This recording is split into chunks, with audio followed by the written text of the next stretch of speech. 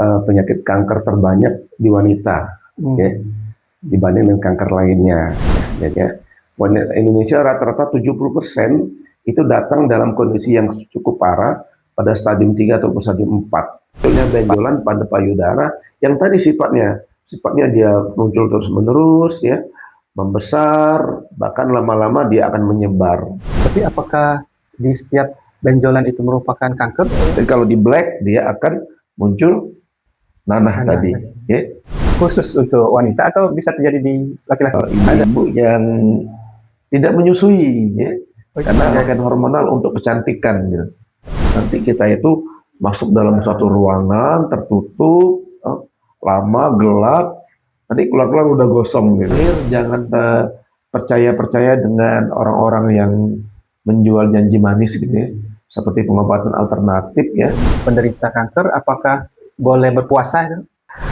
Semakin awal kita mendeteksi suatu penyakit, maka akan menjadi suatu penyempurnaan pengobatan. Early detection is the best protection.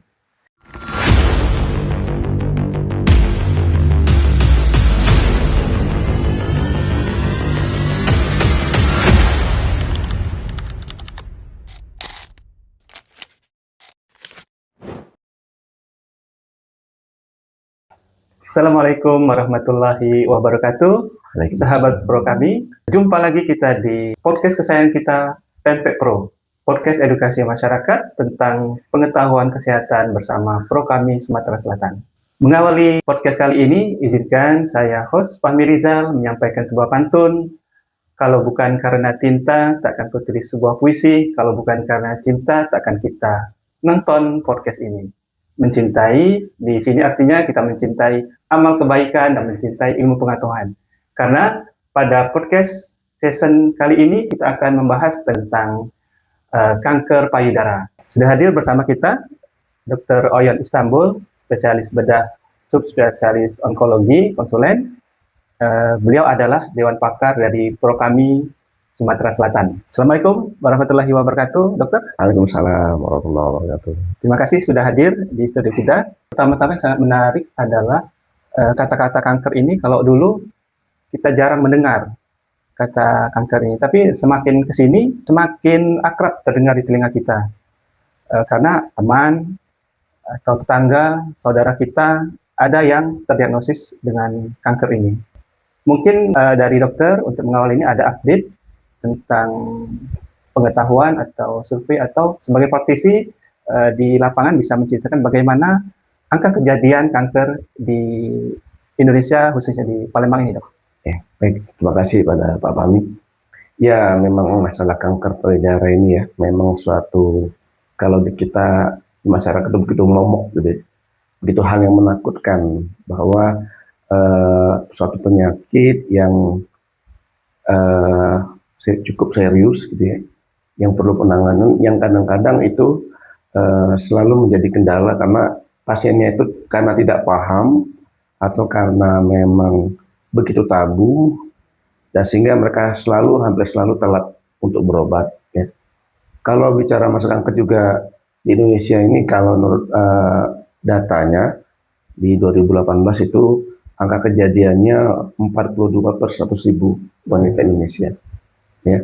Jadi memang ini kanker payudara termasuk kanker langsung payudara, gitu ya, merupakan suatu penyakit kanker terbanyak di wanita, ya, dibanding dengan kanker lainnya, ya. Jadi memang ya di Indonesia yang jadi kendala itu kanker ini selalu datang di stadium yang paling tinggi biasanya, ya. Wanita Indonesia rata-rata 70% itu datang dalam kondisi yang cukup parah pada stadium 3 atau stadium 4. Padahal sebenarnya kanker payudara itu sendiri itu kalau kita datang dengan tahap awal, morbiditas dan mortalitasnya sangat rendah jadinya. Angka keberhasilan sangat tinggi kalau datangnya pada fase-fase yang awal, gitu. Ada yang satu keluarga itu, ya, seperti ibu-ibu, ya, ibu rumah tangga mungkin umur 50-an, ya, sudah punya anak, sudah punya menantu, itu dia berhasil menyembunyikan penyakitnya, gitu. ya. Sampai ketahunannya adalah saat mereka kumpul makan malam, kayak Lebaran misalnya, makan bersama, ada salah satu anaknya ngomong kok ada bau, gitu, ada apa. Ternyata setelah ditelusuri, si ibu tuh udah punya penyakit kanker payudara yang cukup lama, cukup berat. Tadi karena masalah komunikasi, karena masalah tabu, jadi tidak terungkapkan. Itu selalu jadi kendala. Ya, ini pengalaman pribadi Ya, dari angkatan masuk kerja itu di salah satu instansi, kami itu 30 orang, dan ternyata dari 30 orang, 3 orang terkena kanker. Dengan pengalaman ini dan juga penjelasan dokter tadi, menjadikan kita untuk berpikir bagaimana mencegah agar kita tidak terkena kanker payudara. Sahabat pro kami, kita ini dok, sebagian mungkin kesehatan, namun sebagian lagi bukan berkhidmat di kesehatan. Jadi kita ingin mengetahui dari awal apa itu sebenarnya kanker payudara. ya. Baik, di kanker payudara adalah suatu penyakit keganasan ya, yang menyerang pada payudara seorang baik wanita maupun laki-laki, yang menyebabkan memang di mana sel tubuh itu berubah sifatnya. Ya. Kan karena sel tubuh kita ini memang Allah telah menciptakan dalam bentuk siklus yang terbaik, yang tersendiri. Jadi sel itu tumbuh, nanti sesuai fungsinya, bila saatnya sel itu akan mati dan tergantikan dengan sel yang lain. Nah, pada kanker, ya, fungsi yang tergantikan itu tidak berjalan. Ya. Jadi sel itu dari dia tumbuh terus menerus, bahkan pada saat fungsinya hilang atau fungsinya tidak dibutuhkan, dia tetap ada, bahkan tumbuh terus. Nah, sehingga sel itu kan tumpuk dan dia tidak ada proses untuk menghancurkan diri, yang seharusnya pada sel-sel normal itu ada, namanya proses apoptosis. Jadi kanker itu adalah proses di mana sel tubuh itu tidak melakukan apoptosis, sehingga dia akan muncul tumbuh terus. Ya, itulah yang menjadikan, dan dia sifatnya bukan cuma tumbuh di situ, tapi juga dia sifatnya juga menyebar di organ-organ lain, termasuk ke paru-paru, ke tulang, ke otak, ke liver. Nah, itulah yang dinamakan dengan keganasan yang telah menyebar, atau kalau dalam bahasa medisnya metastasis. Nah, jadi berarti ada benjolan itu, ya, dokter, ya? Jadi memang selalu awalnya adalah benjolan, karena pertumbuhan sel yang muncul ya pada organ, terutama pada dalam ini payudara. Jadi munculnya benjolan pada payudara yang tadi sifatnya dia muncul terus menerus ya, membesar, bahkan lama-lama dia akan menyebar.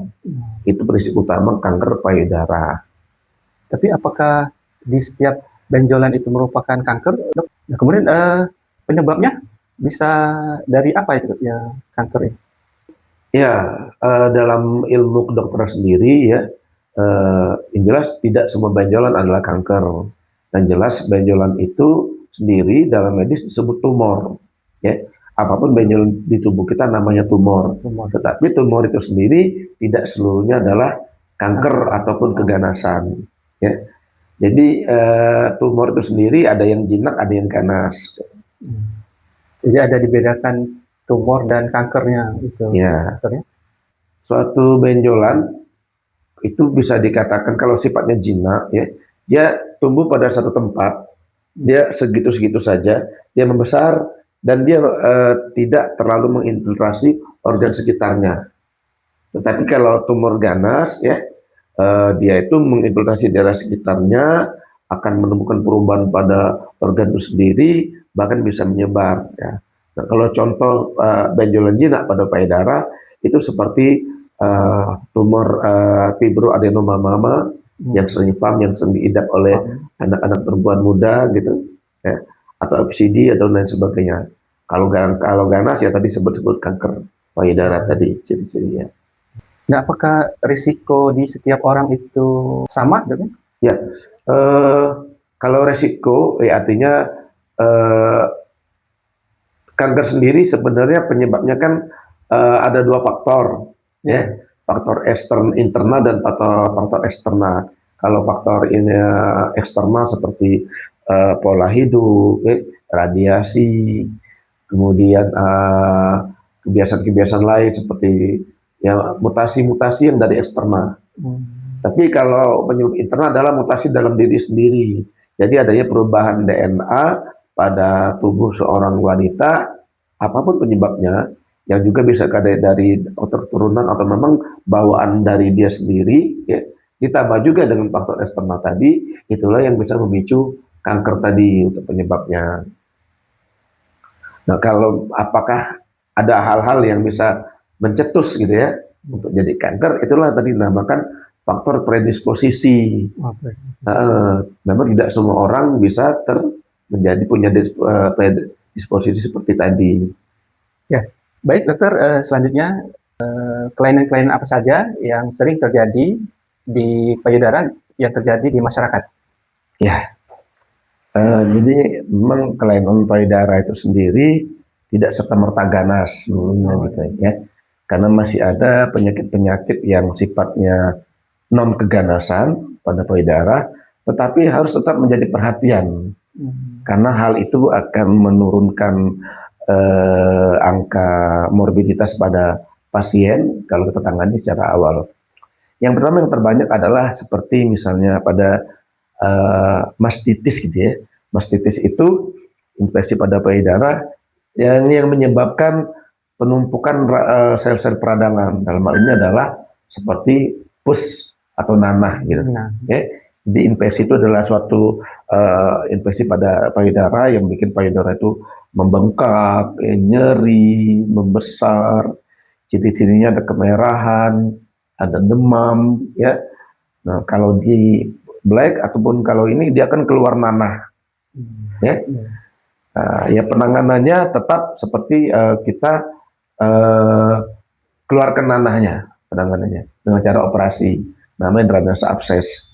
Hal ini biasanya terjadi karena higien yang kurang, ya, atau faktor-faktor ibu yang habis melahirkan, menyusui tapi tidak keluar susunya, mungkin apapun kejadian pada putih. Jadi payudaranya akan membesar, kemerahan. Jadi kalau di black dia akan muncul nanah tadi. Ya. Yang kedua kelainan lain adalah seperti tadilah saya bilang benjolan yang sifatnya jinak, yaitu jinak misalnya suatu fibroadenoma mama tadi, ya, ataupun kista-kista pada payudara, ya. Sebenarnya kalau pada jinak itu seperti ini gambarnya ya. Jadi dia sifatnya terlokalisir, bentuknya ada granul-granul, ada lokus-lokus pada payudara, tapi tidak menginfiltrasi darah sekitar. Nah ini ciri suatu jinak gitu ya. Lalu dokter bagaimana mencegah dan khususnya mendeteksi dini kanker payudara ini?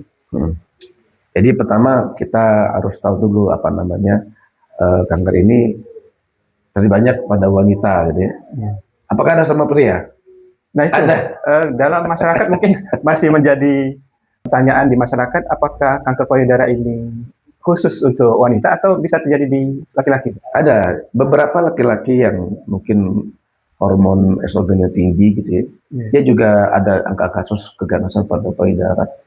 Bahkan kanker pada payudara laki-laki itu dia dengan pembesaran yang sama itu udah masuk, karena payudaranya kecil kan bagi laki, sedikit ada benjolan tuh udah hampir sekian persen. Jadi kalaupun ada itu biasanya langsung stadium yang tinggi, perlengketan. Kemudian pada wanita juga kita harus mengenal faktor-faktor lain seperti riwayat keluarga gitu ya, kemudian riwayat radiasi, tadi usia menstruasi yang dini yang lebih cepat, kadang di bawah 10 tahun ya. Kemudian juga saat menopause usia menopause yang jauh, ya. Rata-rata kan menopause 48, 50, ada yang mungkin sampai 60 nanti belum menopause. Nah itu termasuk faktor predisposisi dan risiko gitu ya. Kemudian yang ibu-ibu wanita yang mengalami kehamilan yang tidak lengkap, ya. Satu lagi kemudian juga usia pertama kali melahirkan lebih dari 35 tahun.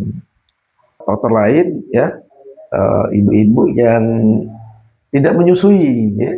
Karena jadi faktor juga. Iya, kalau sekarang kan gaya hidup masyarakat ya. Ada yang punya anak tapi nggak mau menyusui. Jadi itu termasuk hal yang berbahaya sekali karena fungsi payudara tidak lengkap ya. Payudara yang harusnya menghasilkan ASI tetapi tidak lengkap sehingga sel-selnya sendiri itu ada perubahan fisiologis yang tidak sesuai aturan. Makanya itu yang bisa menyebabkan mutasi.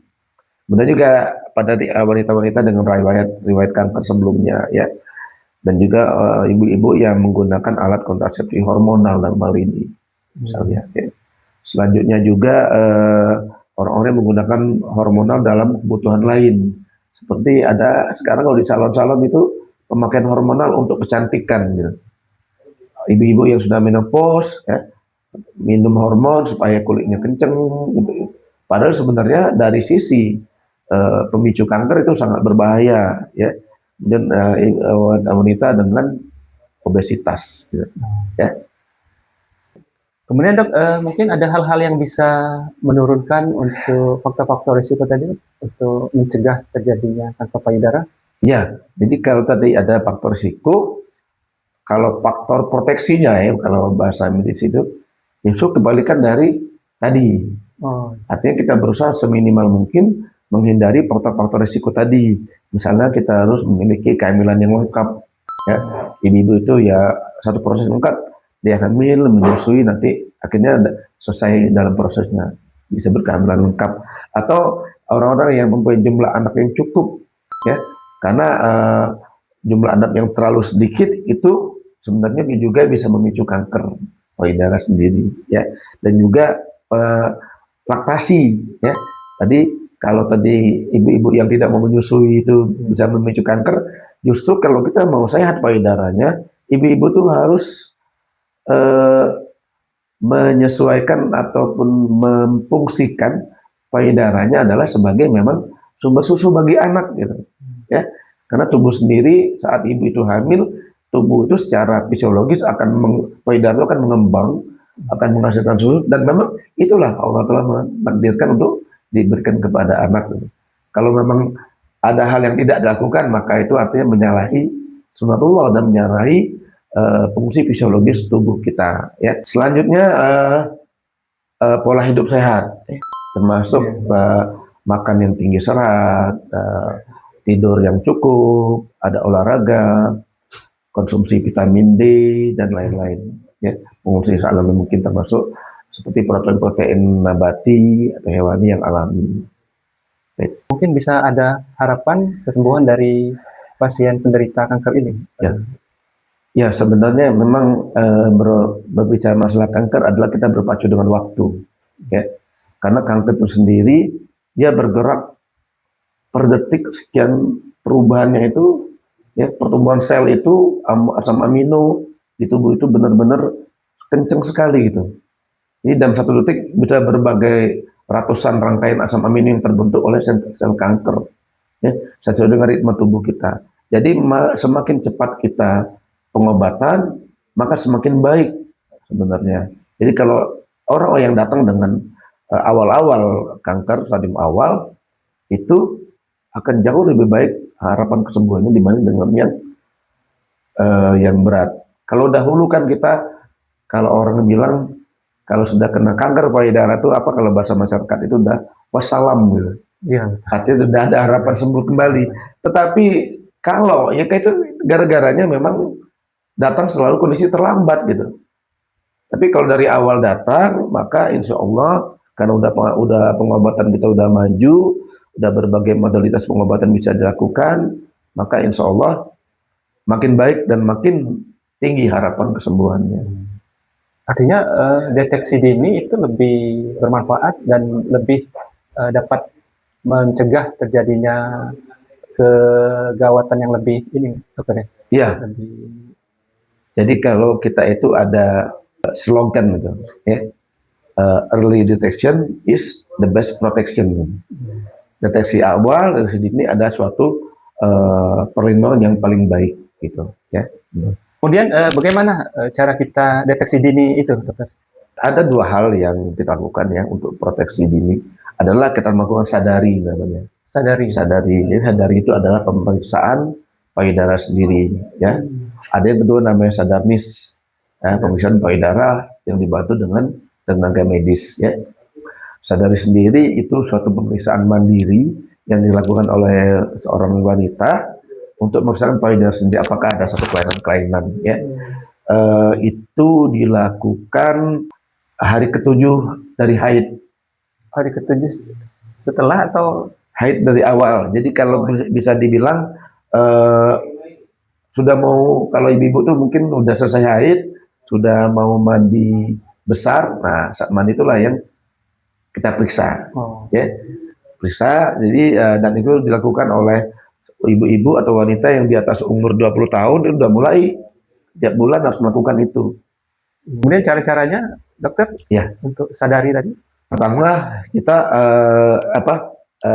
amati dulu, amati pada payudara kita apakah ada masalah ataukah ada perubahan nih simetrisitasnya ya. Memang rata-rata tubuh kita memang tidak otomatis simetris ya. Kadang payudara seorang wanita itu kadang-kadang ada yang lebih besar dibanding sebelahnya, tapi itu normal, tidak ada masalah. Tapi kalau ada benjolan bisa terlihat, mungkin posisi ibu itu ada yang berdiri lurus seperti ini ya.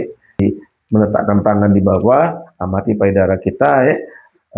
Kemudian dengan kedua posisi mengangkat tangan ke belakang.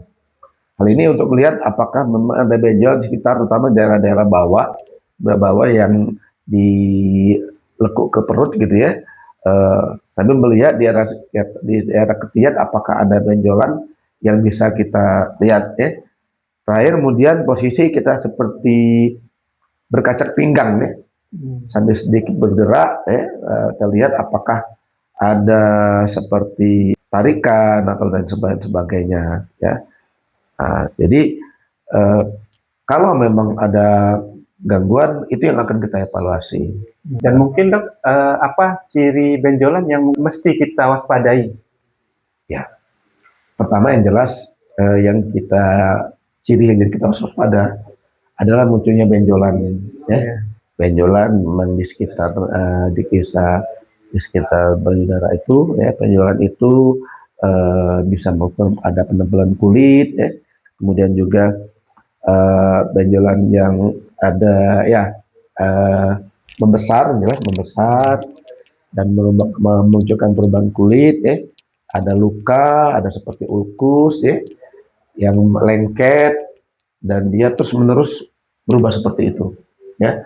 Kemudian juga ada muncul misalnya cairan yang keluar dari puting ya, dimana terjadi pada wanita yang tidak dalam proses menyusui ya. Itu termasuk hal yang menjadi concern kita. Dan kemudian adanya muncul seperti tarikan pada kulit, kalau mungkin apa ya, kalau kita lesung pipi ya, lesung pipi tapi pada payudara. Termasuk hal yang mesti diwaspadai. Dan juga munculnya penebalan kulit yang seperti kulit jeruk ya. Vodorong kalau bahasa ini kan, bahasa medisnya.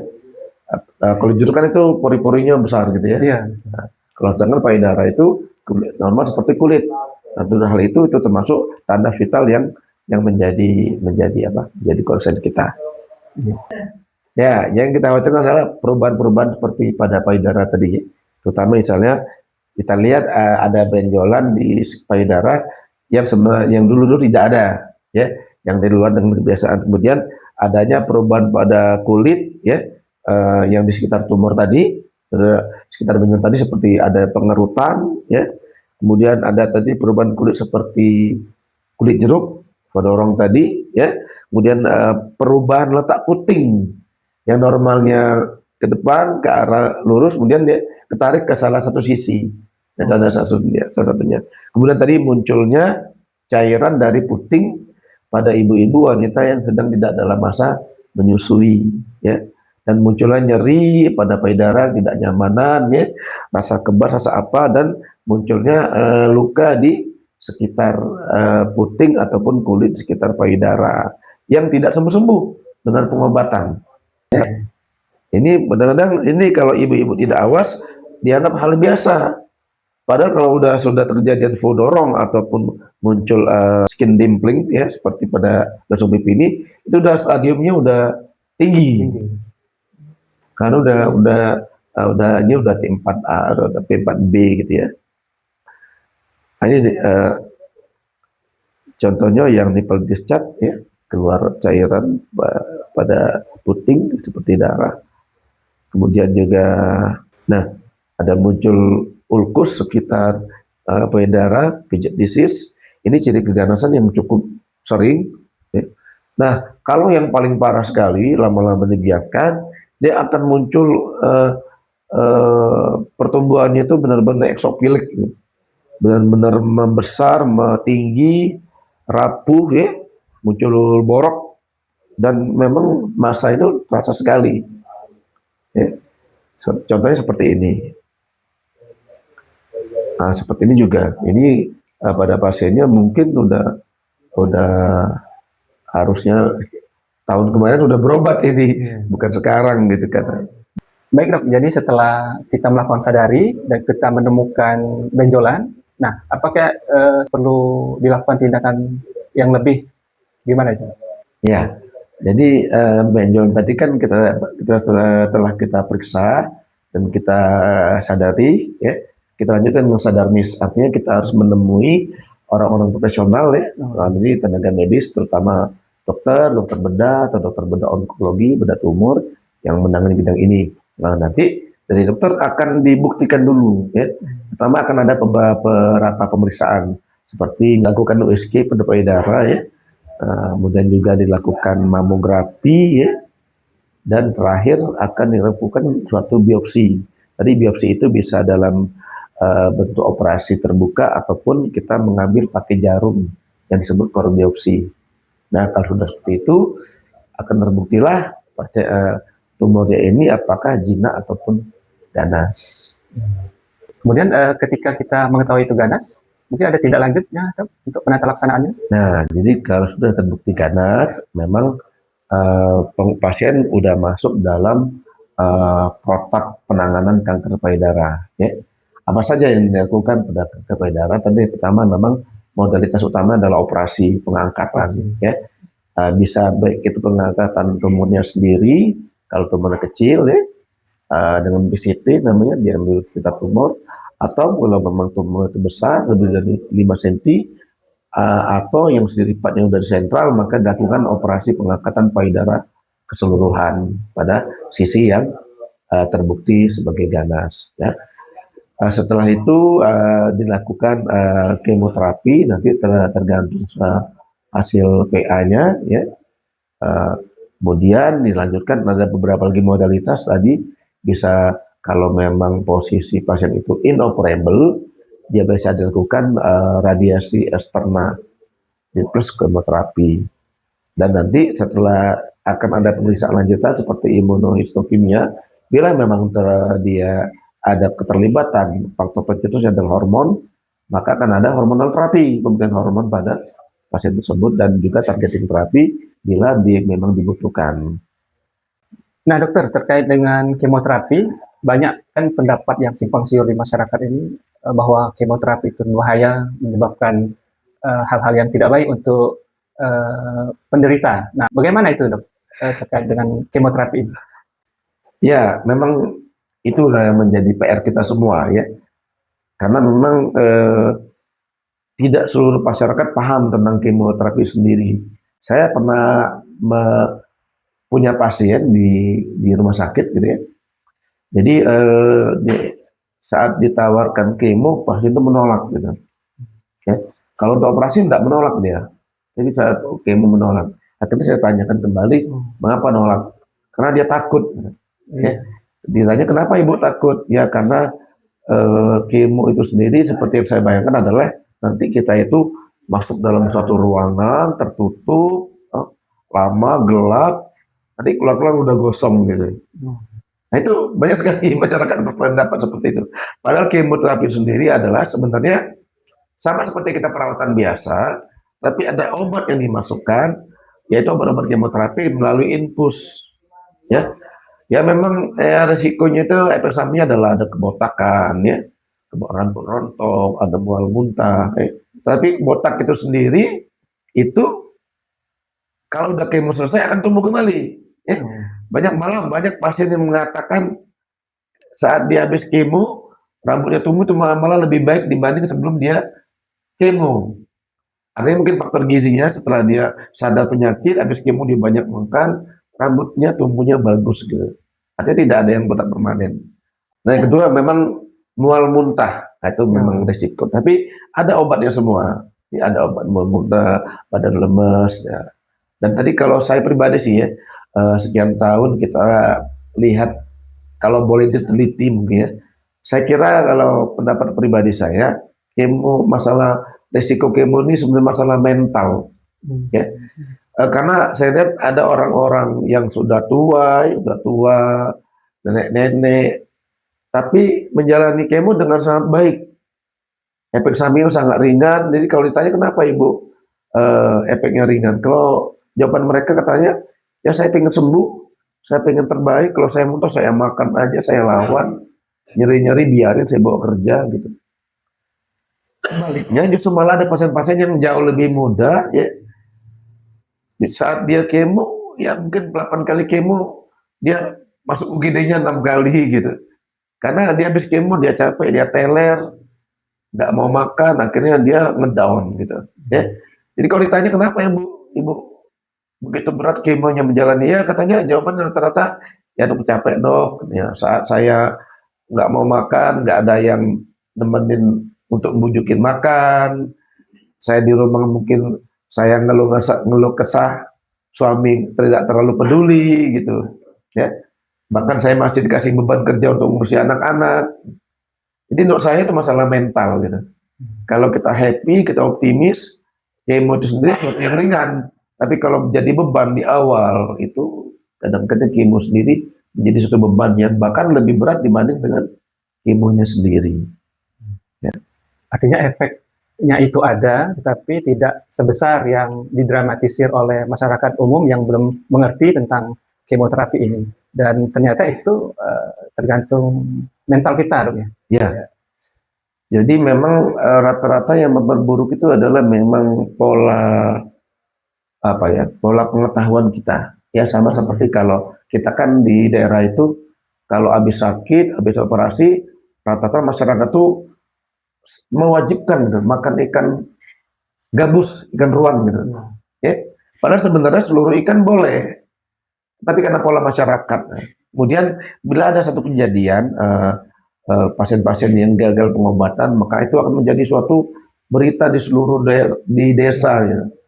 Jadi misalnya ada pasien yang udah terlanjur berat, datang stadium berat, kita dalam pengobatan gagal misalnya, kemudian berhasil, nah itu menjadi contoh kasus bagi seluruh masyarakat, menjadi orang saling menakut-nakutin gitu.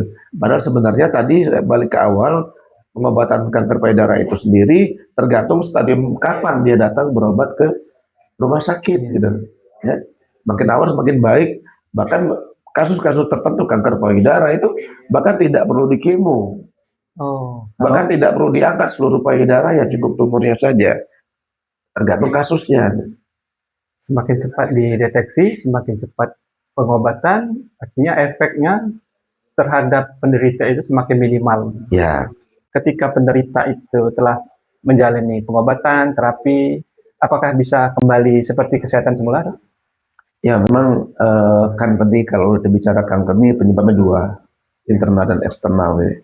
Jadi kadang memang karena prinsip terciptanya kanker itu sendiri adalah mutasi gen DNA dari seseorang, maka pada secara teori memang seorang kena kanker itu ya mutasinya bisa terjadi lagi. Jadi lagi. Makanya kita kalau kanker kita berbicara, kita penanganan kankernya adalah kita sama-sama berperang melawan kanker. Artinya pengobatannya itu sama-sama sepanjang hidup bagi pasien. Memang setelah pasien yang menjalani semua pengobatan, baik pengangkatan, kemoterapi atau radiasi, maka kalaupun dia sudah bebas kanker, ya, dan harapannya seperti itu, akan ada evaluasi, ya. Akan ada evaluasi dan juga usaha-usaha untuk mencegah kanker itu tumbuh sendiri. Seperti misalnya pengobatan hormonal terapi. Hormonal terapi itu adalah ditujukan untuk menekan hormon-hormon yang menjadi pencetus kanker pada wanita tersebut supaya jangan terjadi lagi. Kemudian dilakukan evaluasi.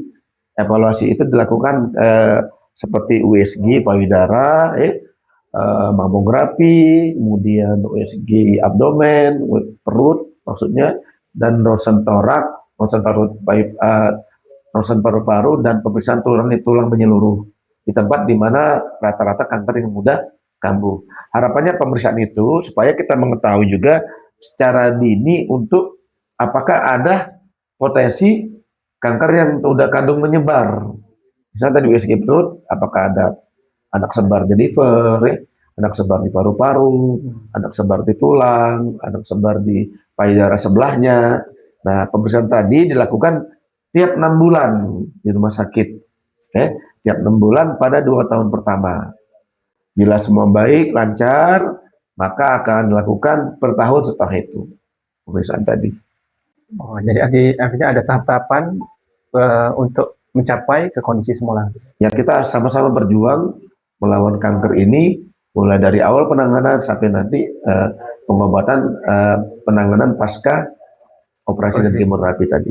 Kemudian selanjutnya menjelang Ramadan ini, Dok. Oh ya. Tinggal berapa bulan lagi, mungkin ada keluarga kita yang penderita kanker, apakah boleh berpuasa?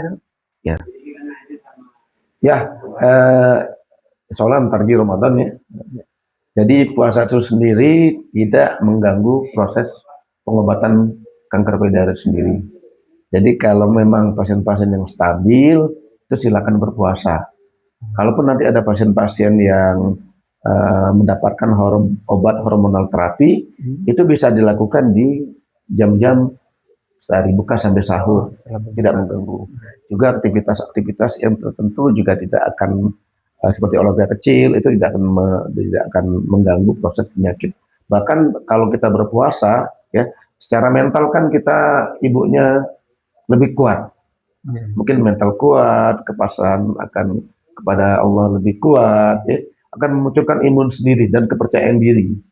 Sehingga kepercayaan diri itu akan menyebabkan dia muncul keyakinan bahwa semua ini dari Allah berkuasa atas tubuh kita, maka kita percaya bahwa ya, ibu itu harus makin meningkatkan kepercayaan dirinya bahwa penyakit semua datang dari Allah, akan bisa sembuh atas izin Allah gitu. Tetap bisa. Ya. Baik puasa, zikir maupun sholat malam, cuma tadi tetap kalau kondisi tidak memungkinkan fisik, ya artinya disesuaikan. Ya, disesuaikan sesuai kemampuan. Ya. Kemudian mungkin terakhir, dokter, ada pesan-pesan bagi wanita Indonesia. Wanita ini akan melahirkan dan membentuk generasi ke depan sesuai tema Kementerian Kesehatan, bahwa generasi sehat, masa depan hebat. Ya. Baik wanita Indonesia, para pejuang kanker, kepada ibu-ibu lainnya, ya, bahwa kita berbicara masalah kanker, ya, ini suatu proses yang panjang. Kita sama-sama melawan kanker itu, ya, kita sedini mungkin untuk menemukan penyakit adalah sesuatu yang terbaik. Ya. Lakukan sadari sedini mungkin, ya. Kita ya tubuh kita yang peduli terhadap tubuh kita, kitalah yang menentukan nasib tubuh kita. Ya. Semakin awal kita mendeteksi suatu penyakit, maka akan menjadi suatu penyempurnaan pengobatan. Ya. Early detection is the best protection.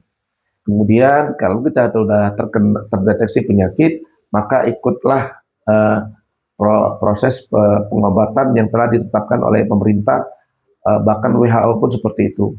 Akan ada penjelasan dari para dokternya, akan ada beberapa tindakan seperti biopsi, kemoterapi, dan pengangkatan. Percaya saja itulah suatu pengobatan yang telah diteliti, ya. Itulah yang menjadi akhir-akhir ini pengobatan kanker di Indonesia itu cukup berhasil. Ya.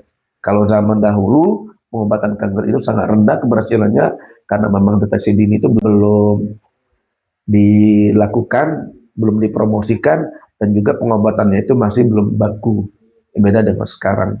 Dan juga terakhir, jangan percaya dengan orang-orang yang menjual janji manis gitu ya, seperti pengobatan alternatif ya. Jadi pengobatan alternatif itu bukan cuma menyebabkan salah pengobatan gitu, tetapi juga yang paling berat adalah menunda pengobatan, ya, di mana proses kanker itu sendiri itu terus menerus, ya, saat kita menjalankan terapi alternatif, di mana hasil udah belum tentu bisa belum tidak atau tidak bisa dipertanggungjawabkan, tetapi proses penyakitnya terus menerus. Yang awalnya kita mungkin stadium rendah karena ikut alternatif jadi stadium yang lanjut akhirnya gara-gara kita ada penundaan pengobatan. Yakin saja ya semua penyakit datang dari Allah, ya, tinggal kita bagaimana cara menyikapinya, ya. Kalau kita yakin bahwa semua ini kita lakukan dengan penuh kebersyukuran, ya, kita pasrahkan Allah, maka kita yakin bahwa semua pengobatan yang ada itu insya Allah ada baiknya dan memang itu yang terbaik untuk diri kita saja barangkali. Baik, Alhamdulillah, terima kasih Dr. Oyon Istanbul, spesialis bedah onkologi, atas penjelasan yang mencerahkan. Semoga pembahasan ini menambah wawasan tentang kanker payudara. Dan untuk sahabat pro kami, jangan lupa like, subscribe, dan share sosial media pro kami, baik itu YouTube maupun Instagram. Dan tetap sehat, tetap berilmu, dan tetap beramal. Assalamualaikum warahmatullahi wabarakatuh. Waalaikumsalam warahmatullahi wabarakatuh.